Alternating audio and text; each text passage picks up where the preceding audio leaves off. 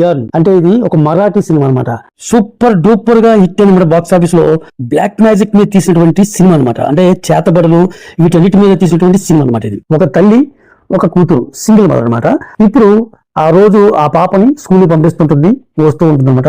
ఇలా ఉండగా వీళ్ళ పూర్వీకులు వాళ్ళకి ఒక ఉమ్మడి ఆస్తిగా ఒక ప్రాపర్టీ ఉంది.